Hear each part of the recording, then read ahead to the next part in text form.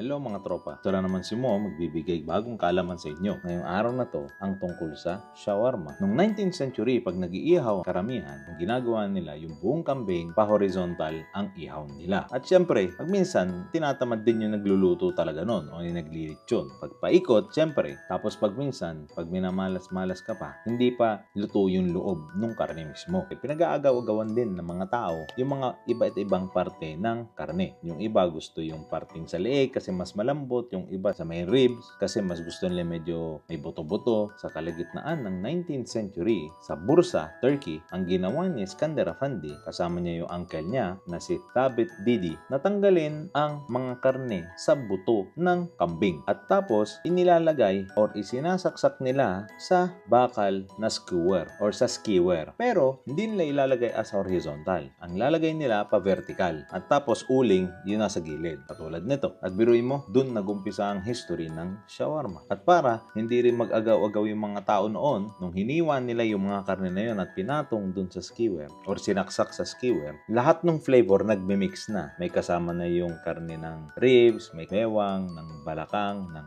leeg, ng paa. Biruin mo, nag-ibang history. Imbis na paganyan, naging paganyan. Pero may mga nagsabi na hindi totoo yung sinabi ko kanina. Oops, naisang kita. Hindi naman. Sasabihin ko sa iyo kung ano yung mga nangyari. May mga iba nagsabi rin na si Usta Hamdi, taga Kastamonu City in Turkey. Ayan ay nung 1835. Bago pa si Askar Afandi na kinuwento ko kanina ng halos 20 years. Meron pa namang iba nagsabi na bago pa kay Usta Hamdi nangyari ng imbis na pa horizontal, ginawa nilang vertical yung pag-ihaw. At ang paggamit nila sa shawarma, yung pag-ikot ng shawarma noon ay gulong or yung rim ng bisikleta. At syempre, sa lahat ng kinuwento ko kanina, mas sikat yung kwento ni Iskandar Efendi na unang kinuwento ko sa inyo. At tapos, nung sumikat nga yung shawarma na ganon, ang ginawa ng isang restaurant na ang tawag doon ay Beyti sa Istanbul, ayun ay actually pagkain ng mga mayayaman. At sineserve yun, hindi kasama ang tinapay, kundi mga kanin at saka salad. Tapos, sinulat ng mga journalist tungkol doon na ang mga kumakain noon ay mga minister at mga celebrities. At syempre, simula nung pinag-usapan ng journalist yung tungkol sa restaurant na Beyti, ginaya na sila ng ibang mga restaurant. Ang tawag dati sa mga kiosk na maliliit na gumagaya at gumagawa ng shawarma katulad ng Beyti is buffets or buffets. Yun ang tawag sa mga small kiosk noon. At dahan-dahan, naging street food yung pagkain na shawarma. Siyempre, yung paggawa ng shawarma talaga sa Turkey, karne, sibuyas, at spices. Yun lang. Saka lang naman nag-iba nung pumunta na sa ibang bansa yung nakakain ng shawarma sa Turkey at ginaya nila sa ibang bansa. Katulad sa Pilipinas, nilalagyan lang ng sweet sauce kasi manamis-namis ang gusto ng lasa ng mga Pilipino. At nung 50s at 60s, karamihan ng mga taga-German pumunta sa Turkey. At dito talaga nag-umpisa ang sandwich na shawarma. At nung 1972, ang ginawa ni Kadir Norman, gusto niyang pabilisin ang pagkain ng mga tao sa shawarma. Kasi nga, katulad nung kaninang sinabi ko, ang ginagawa ng mga tao is kanin at saka salad ang kasama ng shawarma. Pero dito nag-umpisa talaga ilagay sa tinapay yung shawarma. Ang ginawa niya kasi easy to go, kumbaga. Doon nangyari ang doner kebab. Ang ibig sabihin ng doner sa Turkey is donme.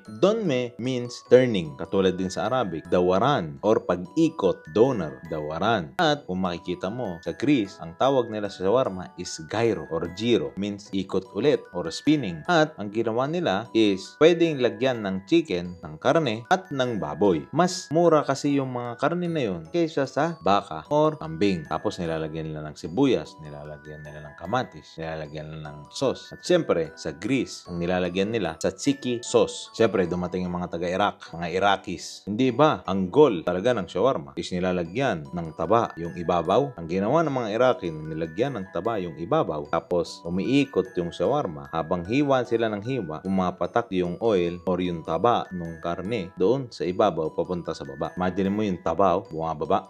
Sa mga taong hindi kumakain ng baboy dyan, hindi ka kumakain ng baboy pero ganoon naman Kung iisipin mo, ang shawarma, hindi naman siya Arabic word talaga. Ang shawarma is ginamit na ng mga tao kasi may isang Syrian na gumamit ng pangalan na yon kasi marunong siya mag-Turkish. Shawarm in Turkey means spinning. Shawarm, shawarma. At doon nagumpisa ang shawarma.